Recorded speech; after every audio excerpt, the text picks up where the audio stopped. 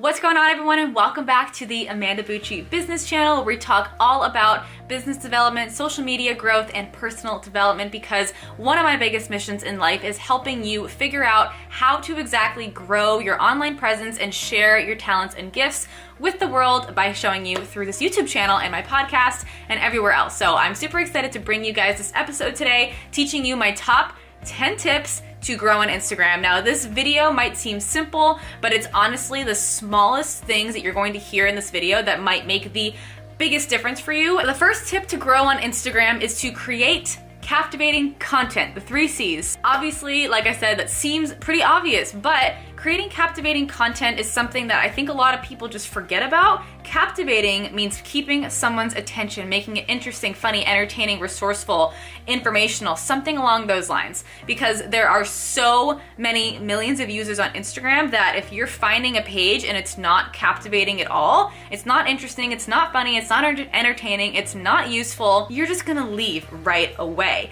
There's so many different options to go and look at on Instagram, on YouTube, on Twitter, on Facebook, that if you want to stand out, it has to be captivating. So you have to care about your imagery, you have to care about your photography, you have to care about your videography. It doesn't have to be professional per se, but it has to be captivating. It can be just on your phone. It doesn't have to be on a fancy camera, but it has to be some sort of captivating way. So whatever you do best at, whether it's you're a beautiful photographer, or whether you're just really funny and you can make really quick, funny videos on your phone, or maybe you're really creative with video editing, and like Brian, and you can make amazing videos like he's made right here. These have done really well, and I'm gonna talk about them in a second. So number 2 is to get your shit on the explore page. So what I mean by that, it might seem like, how do I do that, Amanda?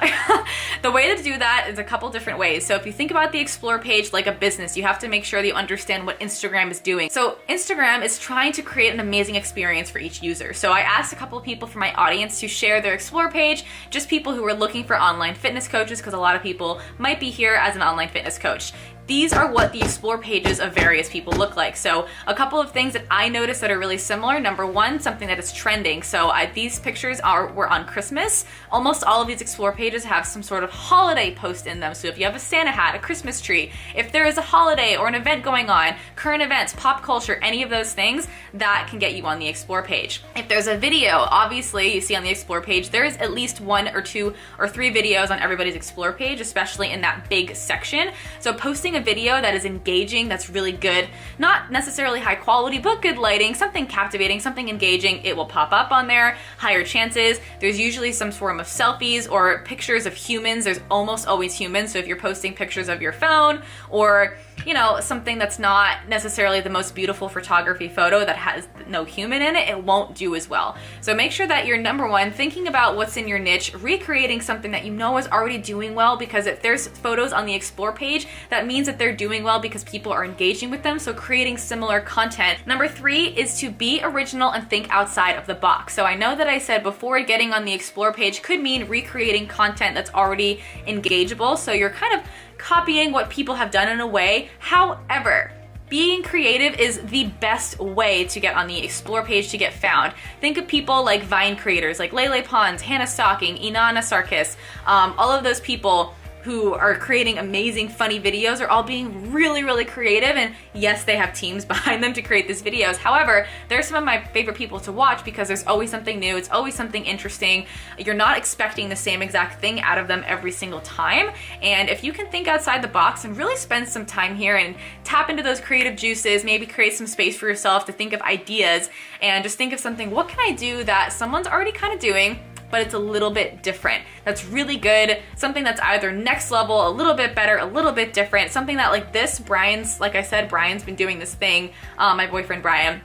That's a informational video, but he has a green screen behind him. He has a countdown timer. There's an amazing thumbnail. It's just in a really captivating way that's different from what other people are doing. Somebody was the first person to make infographics. Somebody was the first person to make side-by-side X or check videos on fitness social media. I'm pretty sure it was Fitness IQ. So number 4 is to be a part of the conversation. So yes, it's an amazing thing if people find you and start engaging with you. However, one of the best ways to get people to find you is to go to places that there's already a conversation. So comment on bigger pages, comment on other people's content, comment on other people's things so you can be a part of the conversation. Gary Vee says it's the $1.80 tactic. So go to 10 different hashtags, the top 9 posts, comment on those posts, something that actually makes sense, something that's relevant, something that's helpful, something that's adding to the conversation, not just a stupid fucking emoji, something helpful, resourceful, informational, something that shows that you are there to chat and talk and discuss and be social. Being social on social media. What a concept. So number 6 is to show your personality. So a lot of you guys follow me because you know exactly who I am. I show my personality, I swear, I stumble upon my words from time to time. I wear my hair up in these funny buns. Sometimes I don't put makeup on. Sometimes I show myself. You guys know that I have anxiety. You guys know what's going on. You guys know who I am to an extent. So if you're not showing yourself and you're just a plain body speaking plain words with no personality and you're just giving information, no one's gonna care because you're just words and it's monotone. And if there's no personality behind it, there's far less chance of someone connecting with you. So people connect to humans, to personalities, so make sure that shines through. Transfer, I always say, what do your friends think of you? What do your best friends think of you? If they were to use words to describe you, what would they be? How do you translate that onto social media? How do you be your highest self that your best friends know you as, and how do you translate that and put it out there on social media? Number 7 is to collaborate with others. And I know this might not be as easy for some of you. Maybe you live in a really remote area, like somewhere in Iowa, and you don't have anyone to collaborate with. One of the best ways I've seen people collaborate is really just to share people on, if you have a friend that's also doing something in the same niche, but maybe they're slightly different, sharing on your Instagram stories why their thing is awesome. My friend Doc Jen Fit, she is a physical therapist and she has a 7-day mobility challenge. I'll never do a mobility challenge. I'm not a physical therapist. And I was like, hey, that's awesome. And she asked me to share just to spread awareness. And I was like, hell yeah. Sounds great. I'll do that for sure. And that's a really easy way to collaborate with people. So even if you can't be in person, just share each other's stuff. If it makes sense for you guys, if you have similar size audiences, maybe one's a little bit bigger, but you can provide something else to them. And maybe you guys are just friends. It's cool. Create friends, create relationships. Collaborating with people is the best way to get exposure from different audiences. Oh, there's a cat that just showed up over here. Hi, cat. Okay. Number 8 is to do giveaways. So giveaways are an amazing way to give back to your audience and to create engagement on your post. So some of the best ways that I have done giveaways in the past is just to create conversation on the post. So one way to do it is to create conversation by saying, enter the giveaway by commenting below your favorite aspect of yourself. And that not just allows people to engage on your post, but it lets them know, hey, she cares about me and who I am, number 1. 2, I love to talk about myself, so I'm excited to care, I'm excited to share, and it's not just a tag your friend type of thing. Tag your friend does work really well because you get to tag a friend and someone finds out who you are and then maybe they follow you. That's awesome. Another really great way is to do a cross promotion. So say, comment on my newest YouTube video. I know you're here on Instagram, but comment on my newest YouTube video to make sure that, you enter the giveaway that way and I'll pick someone from there. You can do an email list opt-in. I always do that for giveaways so I can grow my email list, but someone can opt in by signing up for their email. You can use sumome.com for that. It's an amazing website that helps you create a little landing page for an opt-in for a giveaway. Awesome. And just give back to your audience by creating more engagement, creating more trust, creating more of a way to give back to people. Tag friends, tag different brands, collaborate with different brands. Say, hey, I would love to do a giveaway of your product on my page. We can do a collaboration where I just give away one thing of your product and you can grow awareness of your brand and I can grow a further relationship with my audience. Number 9 is, did I do number 9 twice? I did. 1, 2, 3. Okay. Funny thing.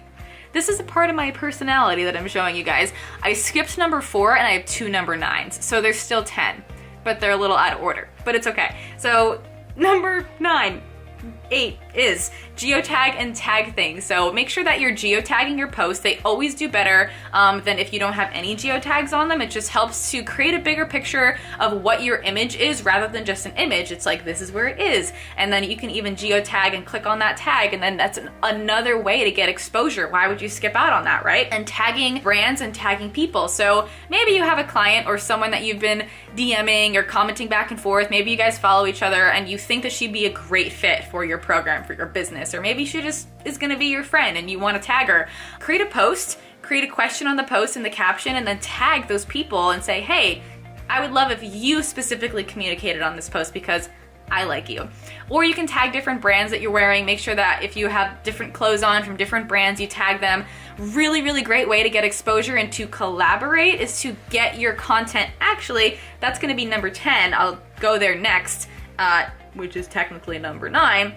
Is to create content that will get reposted or shared by others. So if you check out different brands and you're a huge fan of a brand, make sure that you're creating content that they would potentially post on their page. If they do shared posts where they're not just using their own photographers and creating their own content, create content that they might share, because that happened to me so many different times, and I think that's why my page grew so much, is that I created content that different fitness pages would repost, different bodybuilding pages, I've gotten my pictures reposted on a million different Instagram accounts, and they've tagged me and they've created exposure for me without me even asking, because that's the kind of content that they want to repost so they can grow their page as well. So if you create content that will work for a certain brand, create it, tag them, make sure they know that you've tagged them, use their hashtags, go do some research and figure out what hashtags they use, and then put yourself in their vision and get their eyeballs on your page. The very last one, whatever the hell number it is to drive your followers to your business. So this isn't necessarily for Instagram growth in particular, but it's for the better good of your business. So if you're just on Instagram, no, you don't own those followers. Mark Zuckerberg owns those followers, so he can do whatever the heck he wants with the Instagram algorithm. You never know what's gonna happen. A lot of people have been affected by the algorithm, and I will make a whole video on this topic in and of itself. However, you don't own your followers, you don't own the way the platform works, you don't have control of it, you're just renting out the space essentially. So if the best way to get people that are following you to follow along on the rest of your journey and potentially stay with you, and they never get to miss an email from you or they never get to miss content from you, is to get them on your email list. So the number one best way to do that is to have a call to action at the end of your post and say, join my email list, or to get this free guide or a free thing, any kind of freemium, a freebie, something that will help them and provide value to them, solve a problem for them completely for free, that will get them onto your email list, which is something that I don't see. I only started my email list back in February of 2017, and I seriously wish I started it 3 years ago when I started my Instagram, because having an email list means that you get to show up in the inbox of someone every day, and people open their emails every single day, and they don't necessarily always get to see your posts. They might be affected by the algorithm. Maybe there's only a certain percentage of your followers that actually see your post, but when they get directly into someone's email, they're gonna see your email. They might not open it, they might not read it, but there's a much higher chance of them seeing it, reading it, and hearing from you if they're on your email list. So an email list subscriber is far more valuable as a potential customer or a potential audience member than an Instagram following. Like, my email list is at 30,000 or so, or 35 right now. My Instagram is at 570,000. I would say my email list is more valuable.